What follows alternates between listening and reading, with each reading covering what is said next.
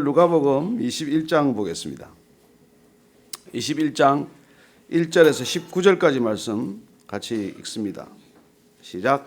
예수께서 눈을 들어 부자들이 헌금함에 헌금 넣는 것을 보시고 또 어떤 가난한 과부가 두 렙돈 넣는 것을 보시고 이르시되 내가 참으로 너희에게 말하노니 이 가난한 과부가 다른 모든 사람보다 많이 넣었도다.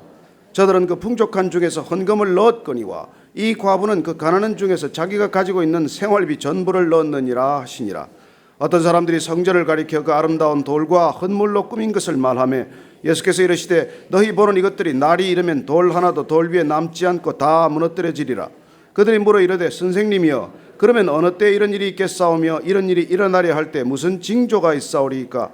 이르시되 미혹을 받지 않도록 주의하라. 많은 사람이 내 이름으로 와서 이르되 내가 그라하며 때가 가까이 왔다 하겠으나 그들을 따르지 말라. 난리와 소요의 소문을 들을 때 두려워하지 말라. 이 일이 먼저 있어야 하되 끝은 곧 되지 아니하리라.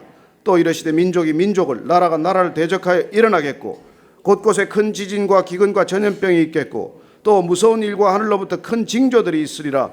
이 모든 일 전에 내 이름으로 말미암아 너에게 손을 대어 박해하며 회당과 옥에 넘겨주며 임금들과 집권자들 앞에 끌어가려니와 이 일이 도리어 너에게 증거가 되리라. 그러므로 너희는 변명할 것을 미리 궁리하지 않도록 명심하라. 내가 너희의 모든 대적이 능히 대항하거나 변박할 수 없는 구변과 지혜를 너희에게 주리라. 심지어 부모와 형제와 친척과 벗이 너희를 넘겨주어 너희 중에 몇을 죽이게 하겠고 또 너희가 내 이름으로 말미암아 모든 사람에게 미움을 받을 것이나 너희 머리털 하나도 상하지 아니하리라. 너희의 인내로 너희 영혼을 얻으리라. 아멘. 예수님께서 오늘 제자들과 함께 성전에서 헌금하는 모습을 보시면서 헌금에 관한 말씀을 우리에게 해주십니다. 베이직교회는 사실 헌금 얘기 잘 안 하는 교회예요. 처음부터 헌금 얘기 안 하기로 작정했기 때문입니다.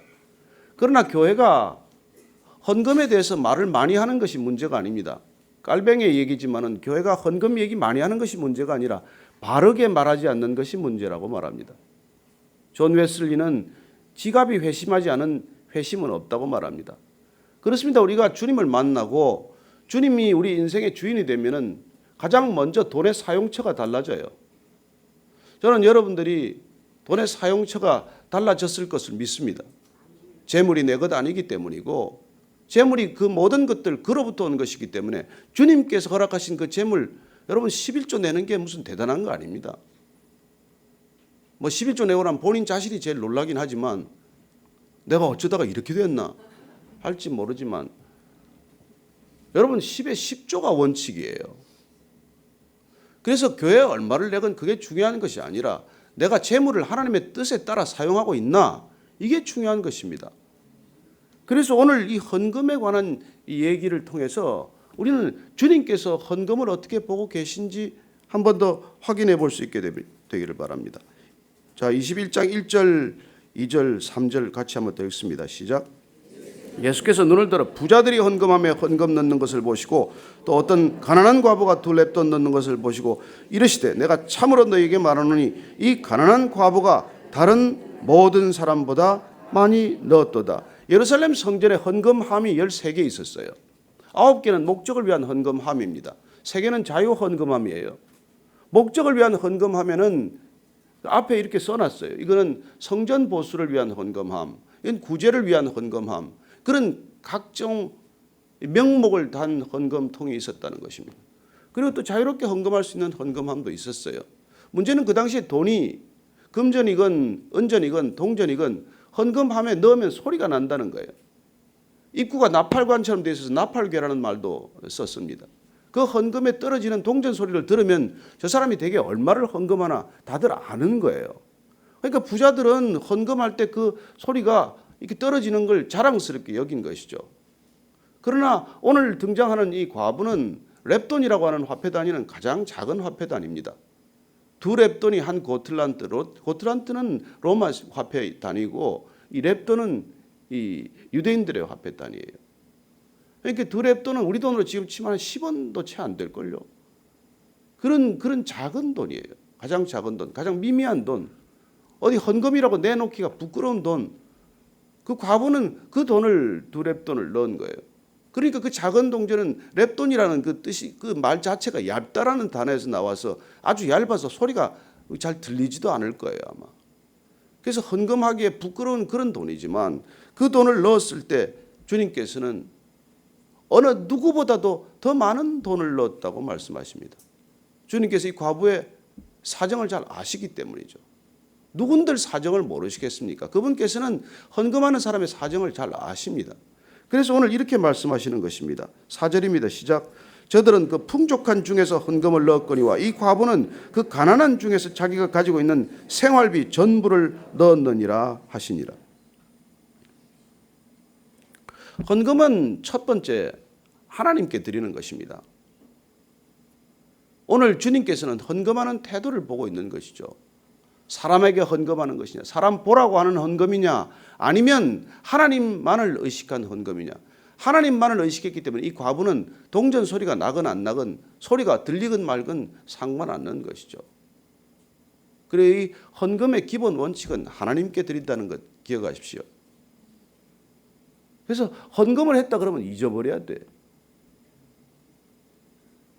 그래서 사실은 참 이게 참 하기 어려운 얘기지만은 이게 헌금이 영수증 발급하는 것도 사실은 때로 부끄러운 일이에요.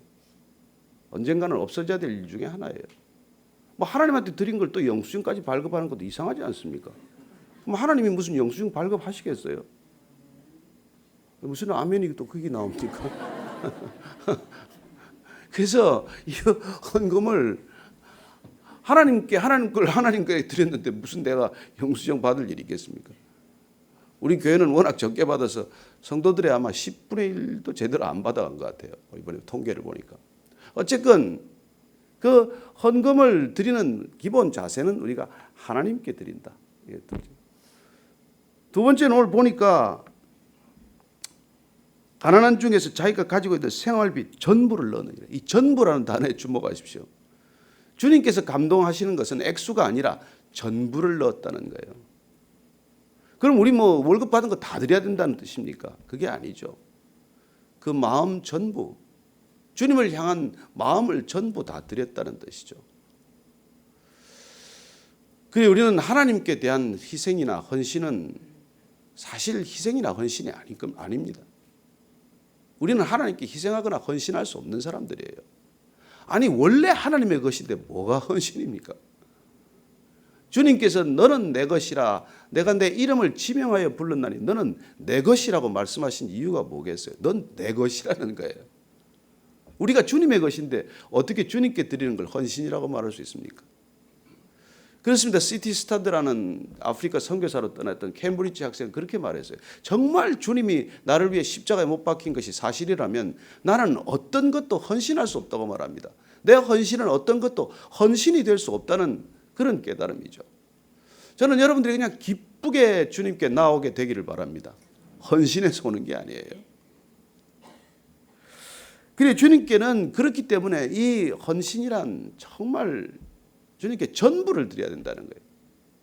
제가 신학교 떠날 때 야간 신학교 대학교 가려다가 우리 하 목사님께서 야간 신학 가지 말고 그냥 주간을 가세요. 그러면서 한마디 아주 그냥 마음에 콕 박히는 얘기를 해주셨어요. 하나님 파타임 헌신 안 받습니다. 풀타임 헌신을 받는다는 거예요. 제가 그 말에 이 직장을 내려놓고 그냥 주간으로 가기로 결정을 했어요. 하나님은 파타임을 원치 않는다는 거예요. 풀타임을 원한다는 거예요. 저는 여러분이 그렇다고 다 신학교 가라는 게 아니고 여러분 안 가서 갈 사람 때문에 안 가도 될 사람이 가서 얼마나 시끄러운지 아시죠? 부르지도 않았는데 간 사람 때문에 얼마나 난리가 난지 아시죠? 그러나 어쨌든 우리가 어떤 모양으로 하나님께 나아가든 그건 전부를 드리는 마음가짐이어야 한다는 것입니다. 여러분 사랑은 쪼개지는 마음이 아니에요. 나는 제 아내한테 85%만 사랑하고 나머지 15%는 다른 사람 주지 않습니다. 이게 웃어야 되는데 100%를 드려야 되는 것이죠. 사랑이란 100% 마음을 드리는 거예요. 전부를 드리는 것입니다. 그래서 오늘 이 헌금의 태도 가운데 중요한 것은 그 마음을 우리가 깨달아야 된다는 것이죠. 전부를 드렸다. 이게 얼마나 중요한지 모릅니다. 전부를. 그래 우리가 그 헌금에 관한 얘기 이어서 예수님께서 성전에 관한 얘기를 또 하고 계십니다. 5절 6절 얘기하십시다. 시작. 어떤 사람들이 성전을 가리켜 그 아름다운 돌과 헌물로 꾸민 것을 말하며 예수께서 이르시되 너희 보는 이것들이 날이 이르면 돌 하나도 돌 위에 남지 않고 다 무너뜨려지리라. 이 헌물로 이렇게 다 아름다운 돌로 성전이 예루살렘 성전이 무려 최종에 완공될 때까지 82년 걸렸어요.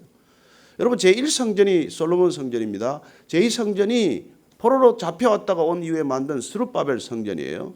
이 스룹바벨 성전이 워낙 초라했기 때문에 이 헤롯 때 이 이스라엘 백성들의 마음을 얻기 위해서 어마어마하게 크게 지은 거예요. 확장을 하고. 그래서 정말 화려한 성전을 지은 겁니다. 그냥 아름다운 돌을 가져오고 그렇게 해서 지어놨는데 오늘 보니까 여기는 어떤 사람들이라고 되어 있지만 마태복음을 보면 제자들이 그렇게 감탄한 것으로 되어 있어요. 예수님께서 말씀하십니다. 이게 날이 이르면 돌 하나도 돌 위에 남지 않고 다 무너뜨려지리라. 너희들이 경탄하는 저 성전, 저 아름답다고 말하는 성전, 모든 사람들이 이곳에서 예배를 받으실 거라고 생각하는 이 성전이 무너질 거라는 거예요. 여러분 솔로몬 성전이 무너질 때도 얼마나 충격을 받았는지 모릅니다. 이스라엘 백성들에게 성전 이꼴 하나님의 임재 이꼴 하나님이었기 때문이죠. 그런데 그게 무너졌거든요. 그런데 또 예수님께서 이 성전 무너질 것이라고 말씀하고 계십니다. 여러분 예수님께서 어쩌면 성전을 무너뜨리러 오신 것 아십니까? 내가 무너뜨릴 것이다라고 말하지 않지만 무너뜨리는 것을 허락하실 것이라는 말씀 아닙니까? 성전이 무너지는 것을 허락하겠다는 결정이시죠. 왜요? 나를 성전으로 일으키기 위해서, 예수님의 몸을 성전으로 삼기 위해서, 예수님의 몸을 성전으로 삼아서 그 예수님의 몸을 교회로 부르기 위해서 그 일을 하러 오신 것입니다. 그런데 성전이 무너진다는 건 이분들에게는, 이 이스라엘 백성들에게 이게 완전히 종말이거든요. 종말. 그래서 오늘 제자들이 이렇게 묻는 것입니다. 7절, 8절, 9절입니다. 시작. 그들이 물어 이르되 선생님이여 그러면 어느 때 이런 일이 있겠사오며 이런 일이 일어나려 할 때 무슨 징조가 있사오리까? 이르시되 미혹을 받지 않도록 주의하라. 많은 사람이 내 이름으로 와서 이르되 내가 그라 하며 때가 가까이 왔다 하겠으나 그들을 따르지 말라. 난리와 소요의 소문을 들을 때 두려워하지 말라. 이 일이 먼저 있어야 하되 끝은 곧 되지 아니하리라. 이 마지막 때를 늘 묻는 제자들의 답답함에 대해서 예수님께서는 이미 말씀해 주셨어요. 때와 시는 나도 알 바 아니다라고 말씀해 주셨어요. 그러나 그 마지막 때는 늘 아버지만이 아신다. 아버지께서 결정하신다. 그렇다고 해서 두 가지 이 이단적 요소를 우리는 경계해야 되는 것입니다. 때와 시를 안다고 하는 사람은 100% 이단입니다. 맨날 며칠 몇 시에 종말이 온다는 사람은 100% 그건 이단입니다. 그러나 종말이 없다. 무슨 종말이냐? 라고 살아가는 사람도 성경적이지 않습니다. 우리는 그 때와 시기는 모르지만 하나님이 결정하시겠지만 우리는 마치 그 때가 오늘이듯 내일이듯 그렇게 종말론적 급박한 그런 절박한 신앙관을 가지고 살아가는 게 우리의 신앙이에요. 여러분 실제로 우리의 개인의 종말은 오늘 올지 내일 올지 누가 압니까? 그래서 그런 생각을 가지고 살아야 한다는 것이 우리의 종말론적 신앙이고, 그러나 반드시 이 땅 끝이 있습니다. 왜 우리에게 새하늘 새 땅을 보여주셨겠어요? 주님께서 왜 계시록을 통해서 새하늘 새 땅이 이렇게 펼쳐 보여주셨습니까? 제가 오늘 아침에 왔더니 제 책상 위에 우리 김덕수 목사님이 우리 같이 지난번에 요한계시록 설교한 거 있지요. 그 요한계시록 책으로 이렇게 예쁘게 펴서 책상 위에 놓여 있어요. 그래서 한 번 또 계시록 설교를 우리가 다 들었지만 한 번 또 책을 봤으면 해요. 종말론적 신앙 이걸 잃어버리면은 여러분 신앙은 한순간에 허물어집니다. 인간이 보이는 것은 늘 끌려다니는 존재라 보이지 않는 새하늘 새 땅은 먼 얘기 같고 늘 여기가 좋사오니 여기 초막셋을 짓고 삽시다. 이게 우리가 그렇게 되기가 너무 쉬운 존재예요. 그러나 우리가 비록 산 위에 내려가서 이 세상 속에 살지만 그러나 우리는 영원한 집을 사모하는 사람들이고 그 새하늘 새 땅을 마음속에 늘 품지 않으면 우린 여기서 그냥 실족하는 존재가 되고 마는 것이죠. 그러나 문제는 이 종말을 가지고 그렇게 극단적으로 속이는 사람들이 있는가 하면 늘 내가 그라 하는 사람이 있다는 것입니다. 내가 그라, 내가 그리스도다, 내가 예수다. 여러분, 내가 예수다 하는 사람들은 100% 거짓인지는 아시겠죠? 근데 그렇게 내가 예수다 하는 사람이 제일 많은 게 한국입니다. 하여튼 한국의 종교심은 많아요. 그래서 이 땅이 아주 위험한 땅이에요. 이 땅이 가장 치열한 영적 전쟁터입니다. 여기 보십시오.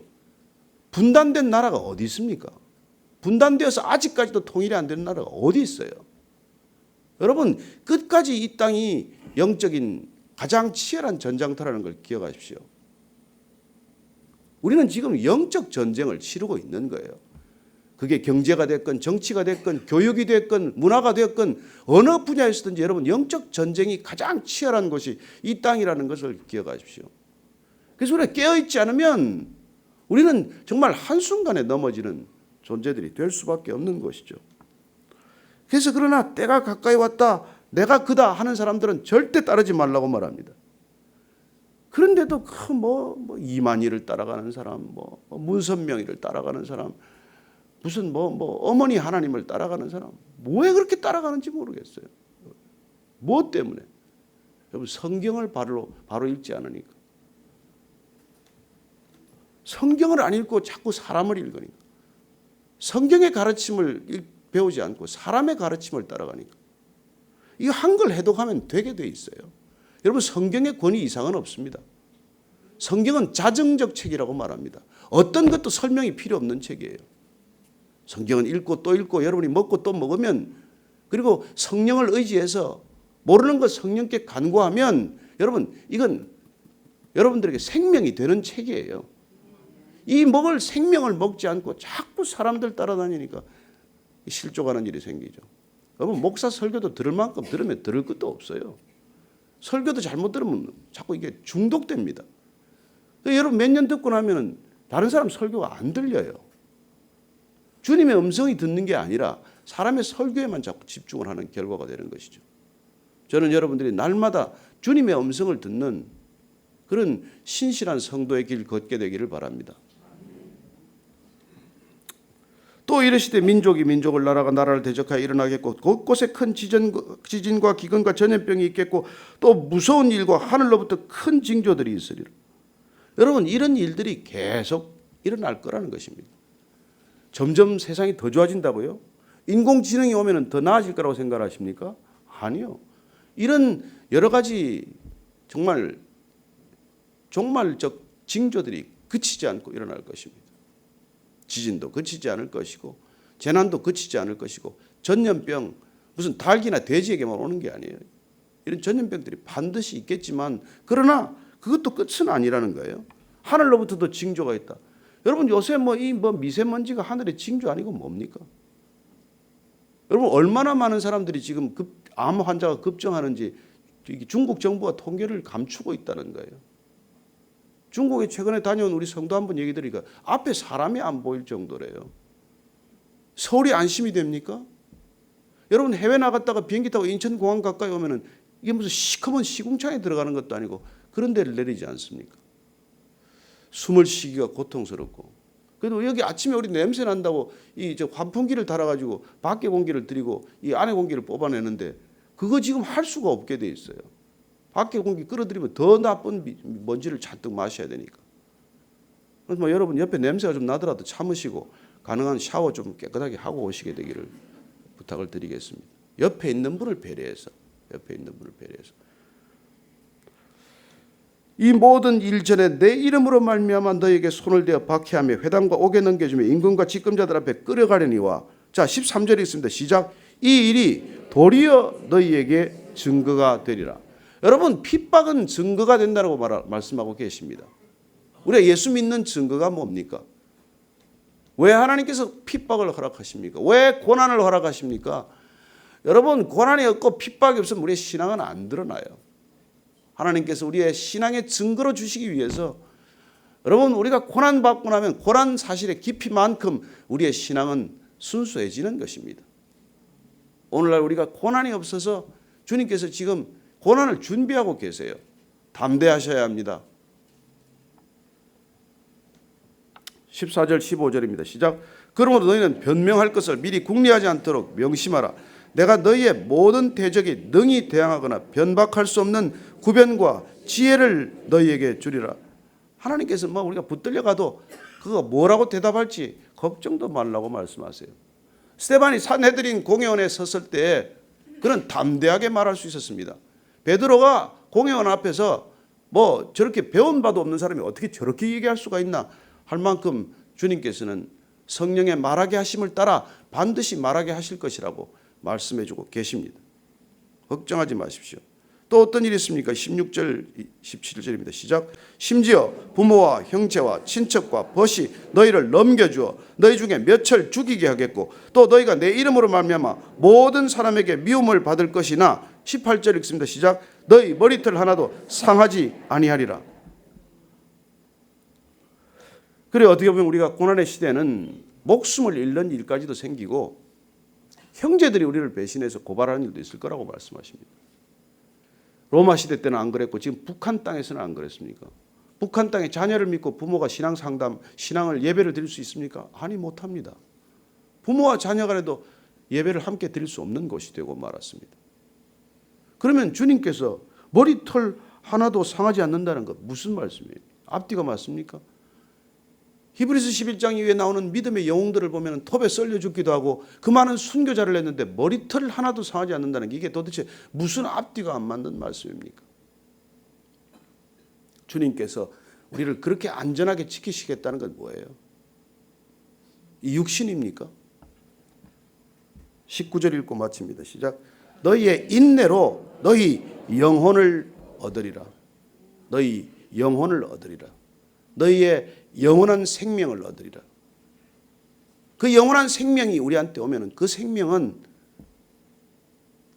불 가운데로 지날지라도 불이 사르지 못할 것이고 물 가운데로 지나도 물이 엄몰치 못할 것이라고 말씀하십니다.